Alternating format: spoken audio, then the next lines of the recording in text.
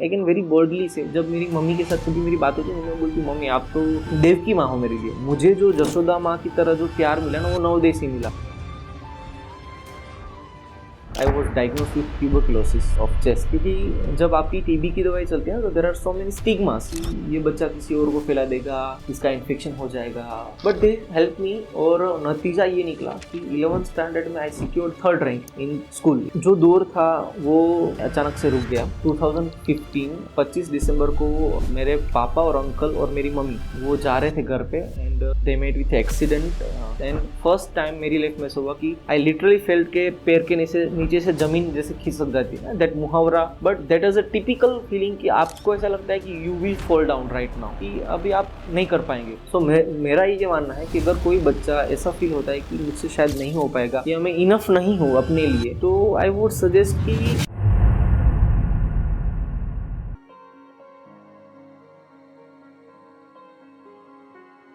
हाय देर, કેમ છો બધા? મારું નામ ભરત રામાણી છે. I am a homeopathic consultant, physician and assistant professor of pathology in Savli Homeopathic Medical College.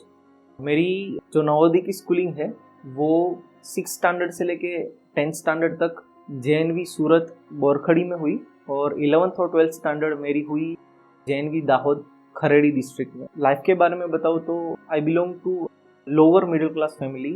5th standard में जब प्रिंसिपल साहब हमारी जो स्कूल थी वहाँ के, उन्होंने अनाउंस किया कि भाई नवोदय में जाना है, सब फ्री में खाना देते हैं, मतलब इट्स अ बेसिक रिक्वायरमेंट्स जो नहीं मिलती थी तो वो देते हैं, अच्छे कपड़े देते हैं. इवन तो आई वॉज वेरी पुअर, क्योंकि पूरा घर में इतना माहौल रहता है, तो आई डोंट थिंक कि कोई बच्चा हेल्दीली अपनी स्टडीज़ पे फोकस कर पाएगा. आई वॉज वेरी पुअर, मतलब शायद आई डोंट थिंक कि 50% भी आते होंगे 3rd 4th 5th स्टैंडर्ड में. बट ठान लिया था कि यार यहाँ से बाहर निकलेंगे इस सिचुएशन से. तो जैसे तैसे घर में अनशन करने पड़े, थोड़ा झगड़ा करना पड़ा पापा से कि नहीं कैसे भी करके नवोदय का फॉर्म भरना ही है. फिर जैसे तैसे फॉर्म भरा.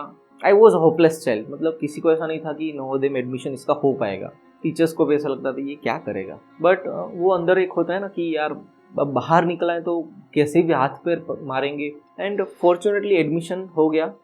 And the only thing now I am sure of कि एडमिशन होने की पीछे की जो रीज़न था वो वही होगा कि शायद बाहर निकलना. नवोदय में गया, वही डिसोरिएंटेशन, वही कंफ्यूजन, एक बच्चे का बचपना टूटा फूटा, पढ़ाई में ध्यान नहीं, मैथ्स में हर बार जीरो आना, टीचर की मार, ये सब 8th स्टैंडर्ड तक चला. And I was very poor child, मुझे भी ऐसा लगता था फ्रेंकली. फिर 8th स्टैंडर्ड में जब थोड़े नहीं बहुत ज़्यादा कम आ गए, तो स्कूल के जो प्रिंसिपल सर थे, टीचर्स थे, उन लोगों को ऐसा लगा कि he will not survive in this atmosphere of Navodaya. ये जो सब एकदम अलग स्टैंडर्ड ऑफ एजुकेशन टीचिंग, इसमें सर्वाइव नहीं कर पाएगा. तो उन्होंने सोचा कि बेटर इसको, हम लोग बोलते हैं कि दूसरी स्कूल में चला जा. बट वो जो पूरा प्रोसेस रहा, उस प्रोसेस में जो सबसे अहम हिस्सा रहा वो ये था कि मेरे पापा, जिसके साथ मेरी इतनी बनती नहीं थी, उन्होंने हाथ पैर जोड़ने पड़े प्रिंसिपल सर को. क्योंकि मुझे पता था कि जब हम लोगों को छोड़ने आते, मतलब 6th स्टैंडर्ड में जब बच्चों को नवोदय में छोड़ने आते तो 80 लोग आते, 80 बच्चे आते. उसमें से शायद 78-79 बच्चे रो रहे थे और मैं हंस रहा था, हाश चांद छूटी लाखों पाए. But somehow you have a bond with your father.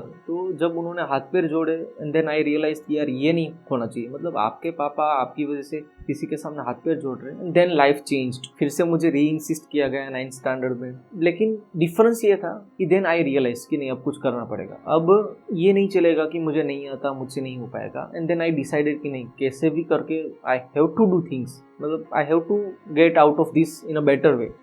बच्चों के ताने सुने, स्पेशली फ्रेंड्स सर्कल में, फ्रेंड्स तो नहीं बोल सकते, क्लासमेट्स रहते थे, क्योंकि अगर ऐसा पुअर बच्चा है तो यूजुअली फ्रेंड्स भी नहीं होते. तो ताने सुनने पड़ते थे, तो एकदम 1 नंबर का डब्बा है, तुझे कुछ नहीं आता. ये जो 9th स्टैंडर्ड की और 10th स्टैंडर्ड की जो मेहनत थी वो रंग लाई डेफिनेटली. और 8 ग्रेड पॉइंट से मैंने क्वालिफाई किया.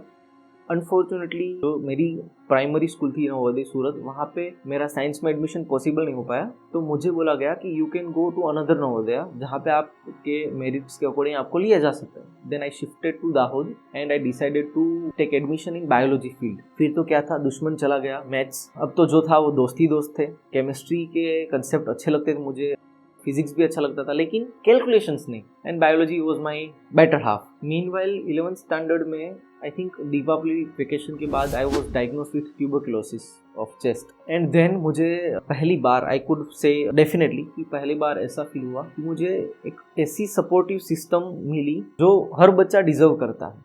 स्पेशली हमारे प्रिंसिपल सर थे, बाबू सर, अभी पूरा नाम तो I am not quite sure, Babu sir थे और एक विद्यार्थी सर थे हमारे हिंदी के teacher. They supported me a lot. मतलब आई वुड से कि फ्रेंड जिस तरह से सपोर्ट करता है, जिस तरह से समझता है आपको, उस तरह से उन्होंने सपोर्ट किया मुझे। क्योंकि जब आपकी टीबी की दवाई चलती है ना, तो there are so many stigmas कि ये बच्चा किसी और को फैला देगा, इसका इन्फेक्शन हो जाएगा, कि सब लोग टीबी को बहुत अलग तरीके से देखते हैं। But they supported me well a lot, क्योंकि हर बार 15 दिन पे गवर्नमेंट उसमें जाना है, वहाँ से दवाई लेना है, फिर वापस आना है स्कूल में, तो मेरी स्टडीज भी काफ़ी डिस्टर्ब होती थी। बट दे हेल्प मी और नतीजा ये निकला कि 11th स्टैंडर्ड में I secured 3rd rank in school. 11th standard की जो एग्ज़ाम होती है, annual exam, I was a star of the school. सब लोगों ने जो मॉर्निंग प्रेयर होती है उनमें सेलिब्रेट भी किया, कि कॉन्ग्रेचुलेट भी किया कि बच्चा बीमार है फिर भी अच्छा किया। 12th स्टैंडर्ड भी बहुत अच्छा गया। जो छोटी बड़ी सिचुएशंस होती है नवोदय की, ब्यूटीफुल मेमोरीज जो हमें उस टाइम पे लगती है यार एम्बैरेसिंग थी, बट नाउ क्वाइट ब्यूटीफुल, वो सब रही। 12th स्टैंडर्ड में मैंने बायोलॉजी में 99 मार्क्स के साथ 12th स्टैंडर्ड क्वालिफाई किया। अनफॉर्चुनेटली 100 नहीं आए जो मुझे चाहिए थे। फिर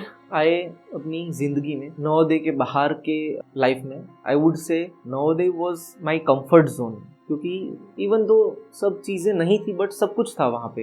एक एटमॉस्फेयर था जहाँ पे एक फैमिली जैसी बॉन्डिंग थी, जो आज भी कोई सपोज कोई नवोदय का फ्रेंड मिलता है और या फिर सपोज कोई नवोदय का स्टूडेंट मिलता है और बोलता है कि यार मैं उस नवोदय का, तो हमें ऐसा फील होता है कि यार भाई मिल गया हो जैसे।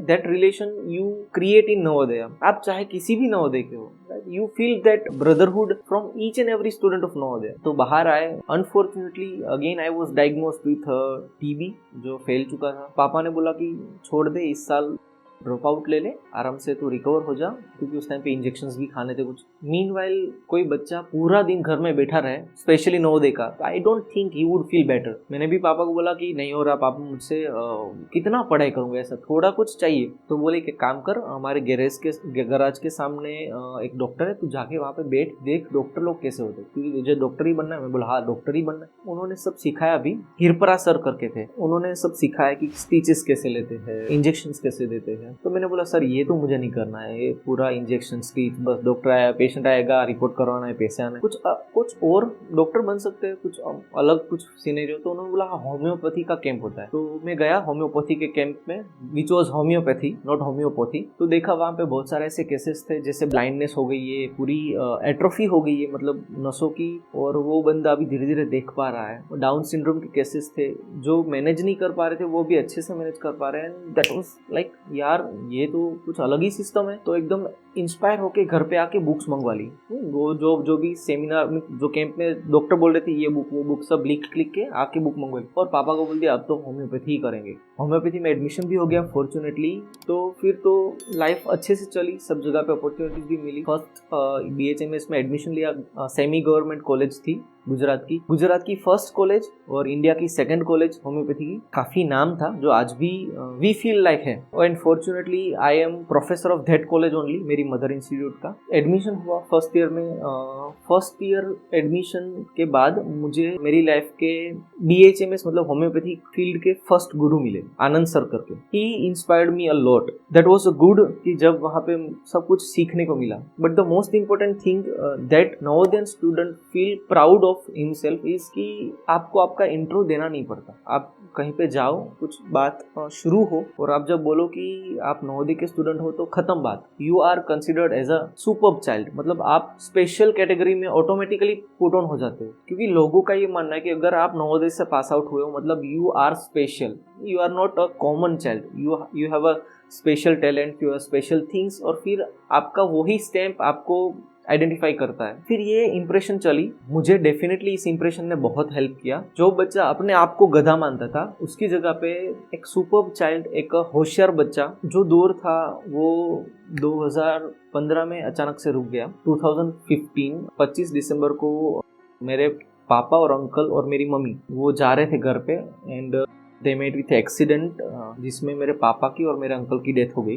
अब वो जो पर्टिकुलर टाइम था, मतलब दिसंबर के बाद आफ्टर 3-4 मंथ्स एग्जाम होती है। उस टाइम पे मतलब आपको घर को भी संभालना, because I was from the joint family, मतलब 15 लोगों की फैमिली थी, पूरी फैमिली शेटर हो गई थी।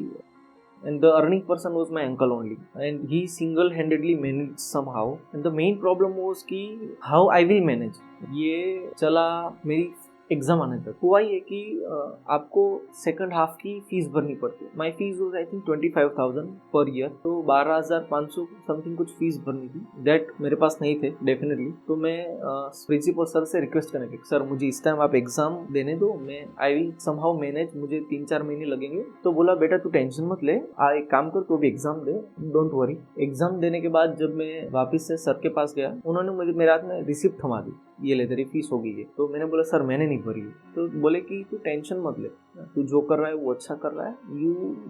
हाँ दैट मैं जब फर्स्ट ईयर से आया, तो पहले जब मैं होम्योपैथी कैंप में गया, तो उसके बाद मैं होम्योपैथिक डॉक्टर्स के साथ एसोसिएटेड रहा था। तो फर्स्ट ईयर 1.5 साल का था, सेकंड ईयर। तो उस टाइम पे जो मैं कुछ नया सीखता था वो मैं बहुत एक्साइटमेंट के साथ बच्चों को सिखाता था। तो मुझे प्रिंसिपल सर ने परमिशन दी थी कि कॉलेज का टाइम 10 से 5 है, तो you can take lecture from 9 to 10। मतलब ऑडियो विजुअल रूम था, प्रोजेक्टर पे मैं सब पीपीटीज बना के बच्चों को दिखाता था। उस टाइम पे being a first second year student, मेरे सामने इंटर्नशिप वाले बच्चे भी बैठते थे। तो सर ने बोला कि उन्हीं बच्चों ने फीस एक कलेक्ट करके आपकी फीस भर दी है। And I was literally shocked, क्योंकि मेरा कुछ ऐसा इंटेंशन नहीं रहता था कि कुछ मिले हमें, but they help me. Third year जब आया, तब सिमिलरली मेरी फ्रेंड थी, I would say best friend, बहुत ही क्लोज फ्रेंड थी, मेरी फीस अरेंज कर दी। Again I deeply thank him for that time. फिर धीरे धीरे थर्ड ईयर खत्म हुआ, फोर्थ ईयर खत्म हुआ, इंटर्नशिप आया। तो एज अ गवर्नमेंट कॉलेज आपको स्टाइफन दिया जाता है 5,000 रुपये का इंटर्नशिप में every month. And that was the first time when I celebrated my birthday. क्योंकि आपके फ्रेंड्स आपके लिए केक लाते हैं, उसके रेसिप्रोकेशन में आप उनको पार्टी, चल आज मैं तुझे पार्टी देता हूँ बर्थडे के, and it cost you around 1,000 rupees. और उस टाइम पे जब मेरे पास 20 रुपये टिफिन के लिए एक्स्ट्रा नहीं होते थे, तो 1,000 rupees is quite different story. Stipend के पैसे आते थे, वो कलेक्ट करता था, और धीरे धीरे मैं पेशेंट्स को देखना शुरू किया। मतलब स्टूडेंट हुए या उनके रिलेटिव्स हुए, तो उनके पास से मिनिमल 40 रुपये 50 रुपये लेके ऐसे करके धीरे धीरे मैं मेडिसिन मंगवाता था, धीरे धीरे पैसे इकट्ठा करता था। 2019 में जब मैंने ग्रेजुएशन खत्म किया, उसके बाद मैंने पार्टनरशिप में क्लिनिक ओपन किया। मतलब एक बिजनेसमैन थे जो मेरे गुरु है आनंद सर, उन्होंने ही सजेस्ट किया था। तो उन्होंने बोला कि 60% मैं ले लूंगा, 30% मतलब वो ले लेंगे, 40% मुझे देंगे, बाकी सब खर्चा वो करेंगे, सिर्फ मुझे क्लिनिक संभालना है, पेशेंट देखना है। मीनवाइल फिर एमडी में एडमिशन के लिए एग्जाम दिया, क्वालिफाई हुआ, बट कम मार्क्स थे। पारुल में एडमिशन मिला, पारुल यूनिवर्सिटी में, जिसकी फीस आई थिंक 1,80,000 थी कुछ। काउंसलिंग में जैसे पैसे लेके जाने थे अराउंड 80,000, तो मम्मी ने साड़ी में से निकाले, कहीं पे बटवे में से निकाले, गेहूं लोट के क्या बताओ आटे के डब्बे में से निकाले, जैसे तैसे 80,000 मैनेज किए, गए पारुल में एडमिशन हुआ। एडमिशन कंफर्म करने के लिए जब यूनिवर्सिटी पहुंचे, तो बोले कि यू नीड टू पे 1,40,000 मोर, मतलब पूरी फीस भरनी। एंड फर्स्ट टाइम मेरी लाइफ में ऐसा हुआ कि आई लिटरली फेल्ट के पैर के नीचे से जमीन जैसे खिसक जाती है, दैट मुहावरा, but that is a typical feeling कि आपको ऐसा लगता है कि you will fall down right now, कि अभी आप नहीं कर पाएंगे। बट फिर अंकल को फोन किया कि अंकल मुझे एमडी नहीं करना है, इतनी सारी फीसें, हाउ वी विल मैनेज। तो दे सेड तू टेंशन मत ले, तू सूरत आ जा, वी विल मैनेज समथिंग, तू टेंशन मत ले, तू जैसे ही सूरत पहुंचेगा I will give you money, तू एडमिशन लेके आ। फिर सब जगह से पैसे लेके एडमिशन हमने करा। बट यू नो, आपको पता होता है आपकी फैमिली की नीड्स कितनी है, आपके फैमिली मेंबर्स कितना कर पाते हैं, कितना दे कैन डू साइमल्टेनियसली। दुखद घड़ी में गुरु याद आते हैं, तो आनंद सर को याद किया। सर बोला कि सर प्रॉब्लम ऐसी है, सब फीस मैनेज नहीं हो रही है, मेरा एमडी का सब। तो बोले कि काम कर बेटा, मैं आप तुझे एक नंबर देता हूँ, तू वहाँ पे जा एंड तेरा कुछ हो जाएगा। तो मैं गया, सर को बोला सर मुझे आनंद सर ने भेजा है और डेमो देना है, and I have given the demo lectures on pharmacy. फिर सर ने सुना, और फिर सर ने बोला कि काम कर, सैटरडे गया था, बोला मंडे तेरा फर्स्ट लेक्चर हो जाए तो आ जा। And that was a happy moment, because you strive for something. आपने जो चीज़ें पढ़ी है, जिसमें आपने एफर्ट डाले हैं, आप उसी के जरिए कुछ पाना चाहते हैं, and you get that's a different kind of success. Monday फिर मैं वापस लेक्चर लेने गया, उन्होंने बोला कि तुझे वीक में 2 बार आना है, and we will give you 14,000 rupees per month. तो मेरी वो जर्नी शुरू हुई। मतलब पारुल यूनिवर्सिटी में जहाँ से रहता था वहाँ से 15 किलोमीटर होती थी। तो वहाँ पे मंडे टू थर्सडे वहाँ पे जाना है कॉलेज में, पूरा दिन सुबह 9 बजे से लेके 5 बजे तक आना है। फिर जैसे जैसे तैसे सब जो भी रास्ते में कुछ टाइम मिला तो कुछ 10-15 रुपये कुछ खा लिया, क्योंकि आपके पास इतना टाइम नहीं रहता। सुबह उठ के घर खाना भी बनाओ, टिफिन लेके जाओ। तब लगता था टीडियस है, but the only good factor about that was teaching, कि मैं जब बच्चों को पढ़ाता था तो सब भूल जाता था कि लाइफ में जो भी चल रहा है बस क्लास में जैसे एंटर होते सब छोड़ देना है, मतलब बच्चों पे ही फोकस करना है। और रिजल्ट ये मिला कि आज भी उस कॉलेज के बच्चे, मतलब अराउंड 2020 की बात है जब मैंने ज्वाइन किया, आज भी वो बच्चे किसी भी, अगर मेरा कोई कलीग वहाँ पे पढ़ा रहा है तो कलीग बोलते हैं यार तेरे बच्चे तुझे बहुत याद करते हैं। तो 2 दिन जब जैसे एमडी का पार्ट फर्स्ट खत्म हो गया, बीच में कोरोना आया, तो कोरोना इज लाइक सबके लिए प्रॉब्लम्स थी। मम्मी को कोरोना हुआ, अंकल को कोरोना हुआ, तो फाइनेंशियल सिचुएशन और डाउनग्रेड हुई। उस टाइम पे मेरे फ्रेंड्स ने बहुत इंसिस्ट किया कि यार Bharat you are good in things, तुझे सब आता है, तो why not to join some hospital. क्योंकि जिस टाइम पे मेरी इनकम 16,000 थी, जिसमें से खर्च निकाल के 10,000 बचते थे, उस टाइम पे उनकी सैलरी हॉस्पिटल में जॉब करके कोरोना ड्यूटी करके वुड बी 80,000 पर लेख पर मंथ। बट एक था कि नहीं, पैसे is not everything in life. Even poverty की एक्सट्रीम्स देखी थी, बट फिर भी ऐसा था कि नहीं यार this is not right way of earning money. पैसे कमाएंगे तो होम्योपैथी से ही कमाएंगे। वो भी चला मंजर 2 साल तक चला, सब लोग 60-60, 70-70 हजार कमा रहे, लाख रुपए कमा रहे। At the end of corona सबका बैंक बैलेंस 10 लाख, 12 लाख, 15 लाख था, और मेरा बैंक बैलेंस शायद होगा 60-70 हजार रुपए। तो वो सब चला, क्लिनिक्स मेरे चलते थे 5 से 9 बजे तक। मीनवाइल इन सब सिचुएशंस में लाइफ ने बहुत कुछ अच्छा दिया मुझे, and that due to what I deserve. जब मैं ग्रेजुएशन में था तब एक लड़की थी हमारी समाज की, तो वो मेरी बुक्स लेके जाती थी पढ़ने के लिए। मेरे से 3 साल छोटी, 4 साल, तो मेरी फर्स्ट ईयर की सेकंड। मेरा ऐसा था कि मुझे सबसे चाहिए जो चीजें थी वो थी बुक्स। I love them. तो वो बुक्स लेके जाती थी। धीरे धीरे कम्युनिकेशन थोड़ा था, लेकिन जब मेरा मास्टर शुरू हुआ तब कम्युनिकेशन थोड़ा बढ़ा। मीनवाइल मेरी लव लाइफ चली। जैसे ही मेरा ग्रेजुएशन खत्म, मतलब मास्टर्स डिग्री खत्म हुई, आई ज्वाइंड माई मदर कॉलेज, जहाँ से मैंने ग्रेजुएट किया था। वहाँ पे मैंने ज्वाइन किया as a assistant lecture of pathology. Homeopathy में हमारा एक कंसेप्ट रहता है कि हम लोग समझते हैं पेशेंट को एज अ पर्सन, मतलब आप उस इंसान को उसकी लाइफ से लेके समझते हैं कि वो कैसा रहता है, कैसा जीता है, उसकी लाइफ की सिचुएशंस क्या रहती है। बाद में जब मेरा मास्टर्स खत्म हुआ, उसके पहले ही जस्ट हमारी शादी हुई मेरी वाइफ के साथ। Very supportive girl I would से। What were the important aspects जो मैंने लर्न किया अपनी लाइफ में, और ऐसे एस्पेक्ट जिन्होंने मुझे हेल्प किया। इफ नवोदय नहीं होता, I would very boldly, I can very boldly से, जब मेरी मम्मी के साथ कभी मेरी बात होती है, मैं बोलती मम्मी आप तो देव की माँ हो मेरे लिए। मुझे जो जशोदा माँ की तरह जो प्यार मिला ना, वो नवोदय से मिला। आपने तो मुझे पैदा किया था, आपने मुझे बड़ा किया, आपकी जैसी भी, मतलब आपसे जैसे हो रहा था वैसे, और आपने मुझे नवोदय में भेज दिया। लेकिन नवोदय ने फिर मुझे अलग ही एक पर्सनालिटी में ढाल दिया, एक अलग ही इंप्रेशन दी, एक अलग आइडेंटिटी दी, वो नवोदय ने दी। मेरे लिए कभी नवोदय स्कूलिंग सिस्टम नहीं रहा, never.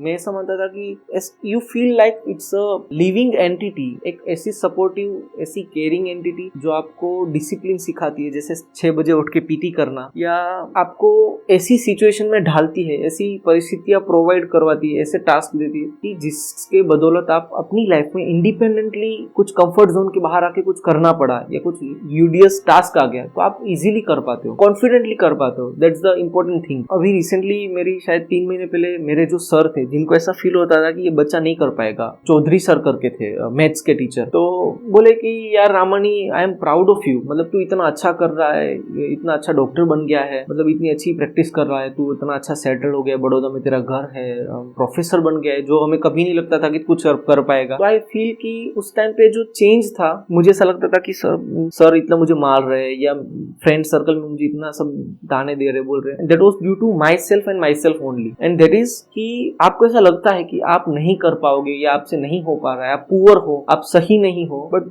That is not you. मतलब ये आपकी सिर्फ एक नेगेटिव सोच है जिसने आपको ऐसा बना के रखा है। अगर मैं लिटरली वैसा होता तो आज तक मैं वैसा ही रहता, that would be my reality. But ऐसा नहीं है, I have changed, I have become better version of my self. So मेरा ये मानना है कि अगर कोई बच्चा ऐसा फील होता है कि मुझसे शायद नहीं हो पाएगा या मैं इनफ नहीं हूँ अपने लिए, तो आई वुड सजेस्ट कि the only thing you have to work on your self self is your thoughts.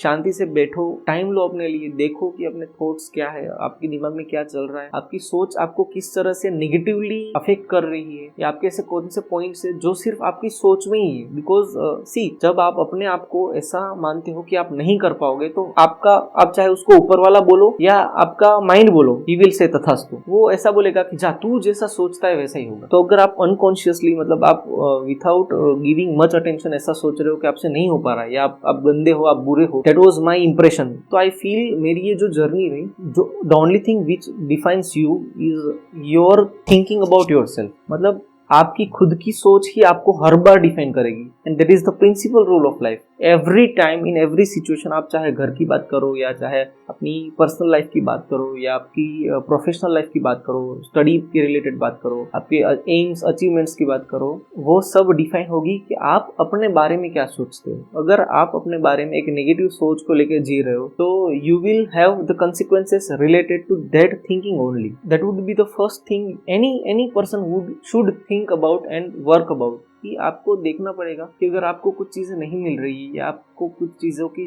वजह से लाइफ में सेटबैक आ रही है, या किसी पर्टिकुलर जगह पे, पर्टिकुलर सिचुएशन में you are being setback to the back seat, तो then just look about it. देखो कि क्या हो रहा है। जब हमारे सामने बच्चे आते हैं, जब हम उनको क्वेश्चंस पूछते हैं, तो हम देखते हैं उनके आंखों में, उनके फेस पे, that they are not sure of what they will answer, या दे आर नॉट श्योर कि वो क्या करेंगे, मतलब क्या करना चाहते हैं।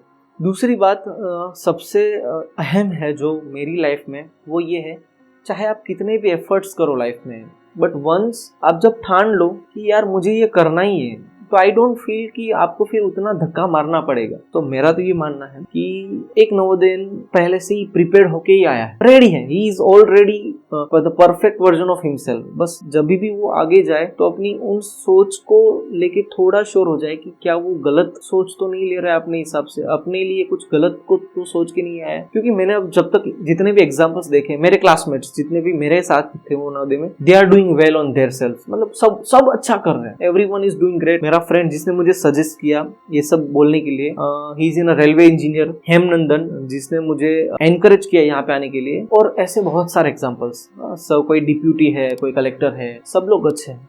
You can do it, you will have your own understanding of life, और आपको जो चाहिए आप ले पाओगे, बस अंदर से क्लियर रहना है कि you can do it. Thank you.